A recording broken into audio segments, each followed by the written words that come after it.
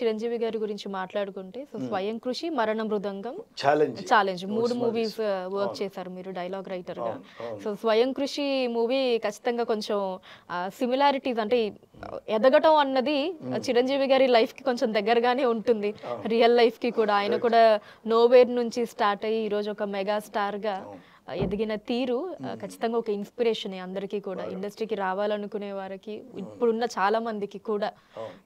So మీరు observe చేసిన విషయాలు ఏంటి సార్ అప్పట్లో చిరంజీవి గారిలో?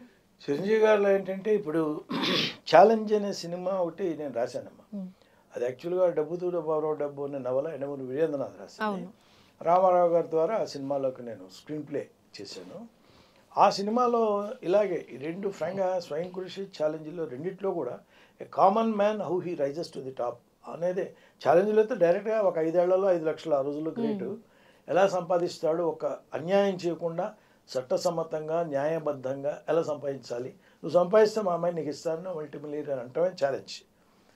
దాన్ని అంత గట్టిగా గెలిచి కూడా అమ్మాయి మిడిల్ క్లాస్ అమ్మాయినే చేసుకుంటాడు. అతను ఆ అమ్మాయి కోసం కాదు, నేను గెలవగలను ప్రూవ్ చేయడం కోసం చేశాడు. అక్కడ ఉంది యాక్చువల్లీ క్యారెక్టర్ అనేది. ఆ అమ్మాయి కోసం అని విజయశాంతి కోసమే చేశాడు అన్నట్టుగా ఉంటుంది. లాస్ట్లో సుహాసిని పెళ్లి చేసుకుంటాడు. అలాగే పక్కన ఫ్రెండ్ కూడా అతను ఎంకరేజ్ చేసి అతను టార్గెట్ రీచ్ అవ్వాలనే ట్రై చేస్తుంది, తన స్వార్థం లేకుండా ఆ సుహాసిని. సో హ్యూమన్ యాంగిల్ అన్నది చిరంజీవి గారి సినిమాల్లో చాలా నిగూఢంగా ఉంటుంది. ఇప్పుడు గంగా యమున పైన ఉంటాయి, సరస్వతి అంతర్వాహినిగా వెళ్తుందంటారే, అలాగా హ్యూమన్ యాంగిల్ అన్నది సినిమాలో చాలా చాలా అవసరం.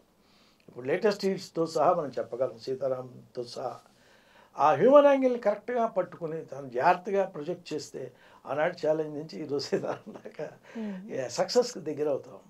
అలాగే చిరంజీవి గారు పర్టికులర్గా ట్రీట్మెంట్లో అంటే ఎగ్జాంపుల్ నేను చెప్పాలంటే పైకి వెళ్ళి డైలీ స్వయం కృషిలో ఏ ఇనప దిమ్మ పెట్టుకొని తను చెప్పులు కుట్టేవాడు ఒకప్పుడు, దాన్ని ప్రేయర్ చేస్తుంటాడు ఇవాళకి కూడా. కానీ అది సీక్రెట్గా రూమ్లో ఉంటే లాస్ట్లో ఎక్కడ రివీల్ చేస్తాం. చేసినప్పుడు కిందకు వస్తాడు. అప్పుడు అమ్మాయి అంటుంది విజయశాంతి, రాజు ఈ రోజు కూడా నువ్వు ఆ రోజు మర్చిపోలేదయ్యా, అందుకే ఏ రోజైనా నువ్వు రారాజువే అని ఒక పొగడ్త డైలాగ్ ఉంది. అది కొంచెం ప్రాసలతో రాసింది అయినా కూడా మీనింగ్ఫుల్ డైలాగ్. అక్కడ అతను చాలా న్యాచురల్గా డైలాగ్ అంటాడు అనమాట. ఏమనంటే మన నీడ మనకు కనిపించాలంటేనే వెలుగు చూడు చాలా అవసరం, ఆ వెలుగు తోడు లేకుండా ఎవరు మన నీడ కూడా మనకు కనిపించదు, నా తోడుగా నువ్వు ఉన్నావు కాబట్టి behind every successful man there is a woman అన్నదాన్ని అంత తెలివిగా అందంగా చెప్పాం అక్కడ. అలా కొన్నిట్లో కుదురుతాయి, కొన్ని సినిమాలకి అట్లా ఇట్ హ్యాపెన్స్. ఇక చిరంజీవి గారితో ఉన్న మెమరీస్ని షేర్ చేసుకోగలిగితే మీరు? ఉన్నాయండి.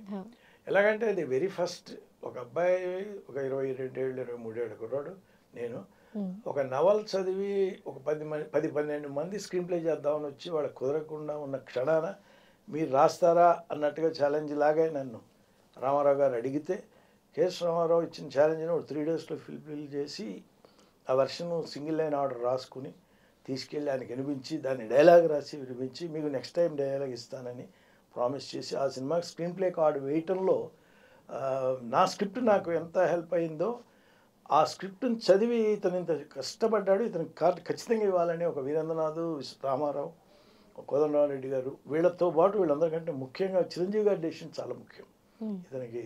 ఎందుకంటే ఆ రోజుల్లో స్క్రీన్ ప్లే అంటే ఇంటి పేరులాగా డైరెక్టర్ వేసుకునేవారు, ఎవరు వదలరు.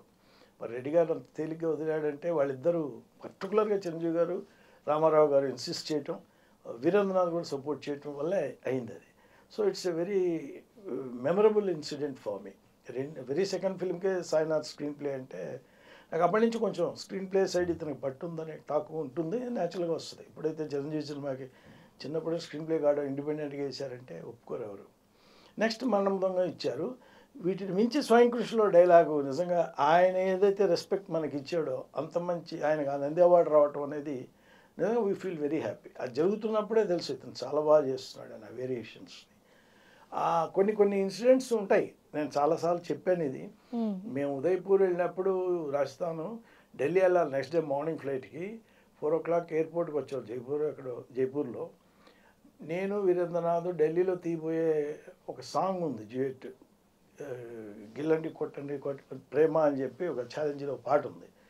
ఆ పాట మరణముదంగంలో ఆ పాట అది తీయబోతుండగా ఆ సిచ్యువేషన్ గురించి మేము ఇద్దరం డిస్కస్ చేస్తున్నాం. ఓ 3:30 ఎర్లీ మార్నింగ్ ఫ్లైట్ టైం ఉంది, ఇంకా గంట టైం ఉంది, ఎర్లీగా వచ్చేసాం.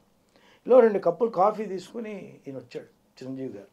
మీ ఇద్దరం షాక్, మీరు తెచ్చారంటే అడిగితే అక్కడ ఎయిర్పోర్ట్లో కాఫీ అక్కడ ఉంది, ఆయన అలా చేయలే, తను దాగి మా ఇద్దరికి తీసుకొచ్చి ఇచ్చి సబ్జెక్ట్, ఎందుకంటే మా సబ్జెక్టే కదా మీ ఇద్దరు మాట్లాడేది, డిస్టర్బ్ చేయడానికి రైటర్స్కి ఇచ్చారని ఒక సాటిస్ఫాక్షన్ ఉంటుంది. అలా అంత క్యాజువల్గా ఉండటం అనేది, డౌన్ టు ద ఎర్త్ ఉండడం అనేది అందరి వల్ల కాదు. అది ఇవాళ నిజంగా యూత్ నేర్చుకోవాల్సింది. ఎందుకంటే ఒక రైటర్ అనేమ్మా, ఒక టెక్నీషియన్ అని, ఈవెన్ ఒక యాంకర్ కూడా కావచ్చు, కంఫర్ట్ జోన్ ఉంటే వాళ్ళల్లో వచ్చే టాలెంట్ బయటికి వేరే. వాళ్ళని కొంచెం ఆ గౌరవం, ఆ ప్రేమ, ఆప్యాయత లేకపోతే చిరాకేస్తుంది. మనం అందరం కూడా ఎంత డబ్బుకు పనిచేసినా ప్రేమ, ఆప్యాయత, ఒక గౌరవం, ప్రతి వాళ్ళకి ఒక రెస్పెక్ట్, సెల్ఫ్ రెస్పెక్ట్ ఉంటుంది. అది నేను గుర్తించి అవతల వాళ్ళని ఎంకరేజ్ చేయటం అనేది చిరంజీవి గారిలో ఉంది. Is really good in handling people. నిజంగా ఏ మార్కెటింగ్ సైడ్ వెళ్ళుంటే అలానే అయిపోయాడు. ఇప్పుడు కూడా తక్కువేం కాకుండా ఉన్నారు అంతకు మించి. కానీ నిజంగా నేను ఎప్పుడు అనుకుంటాం ఆ marketing strategy is not a joke. అంటే ఇన్హ్యూమన్గా ఉంది, అది యాక్టింగ్ కాదు, అది మనసులోనే అంతర్లీనంగా ఉంది. కాబట్టి అవతల మనిషికి గౌరవం ఇచ్చి సంస్కారయుతంగా మాట్లాడి అవతల వాడికి నచ్చలేదని చెప్పడం కూడా గొప్ప ఆర్ట్. అది నాకు మిమ్మల్ని శభాష్ అంటాం ఈజీ, కానీ కరెక్ట్గా లేదమ్మా నువ్వు చేసేదని చెప్పడం చాలా కష్టం. రెండు తను చాలా జాగ్రత్తగా, అది కూడా నొచ్చుకోకుండా అవతల వాళ్ళు రియలైజ్ అయ్యేలాగా. ఇలాంటి సైకాలజీ యూత్ తెలుసుకోవటం చాలా అవసరం. Because every human being is own an island. వాడిని నువ్వు టచ్ చేయాలంటే వాడి పర్సనల్ స్పేస్లో వాడికి వాల్యూ ఇవ్వాలి. మరి అది పర్టికులర్గా క్రియేటివ్ ఫీల్డ్ కాబట్టి ఆ సెన్సిబిలిటీస్ ఉంటాయి. అవి యూత్ పర్టికులర్గా ఈ స్టార్స్ తెలుసుకోవడం మంచిదని నా feeling. Hit TV presents like, share, comment. TV వాళ్ళకు కూడా నేను ఒక సర్ప్రైజ్ ఇద్దాం అనుకుంటున్నాను. మీరు మాత్రమే జెస్సీ ఎందుకు అయ్యారు? ఇలాంటి అమ్మాయిలకి పిలవడానికి బాగుంటుంది. చందు సాయికి like you and have a, జనాలకి ఒక పేరు నచ్చిందంటే దీనికి ఒక ప్రాసెస్ ఉంటుంది. ఎందుకు ప్రాసెస్? డైరెక్ట్‌గా వెళ్ళిపోదాం. ఏదైనా ఒకటి మర్చిపోయినావా నువ్వు? మర్చిపోయినా మేడం. ఏం మర్చిపోయావు? నా గుండె. ఏదో ఆ టైంకి మన సుడి బాగుంటే ఎవరన్నా చూపిస్తే రాయగలం, కానీ డోర్ టు డోర్ సేల్స్ చేసేవాళ్ళు. శారీ వస్తుంది, శారీలో వెనకాల కట్టుకుని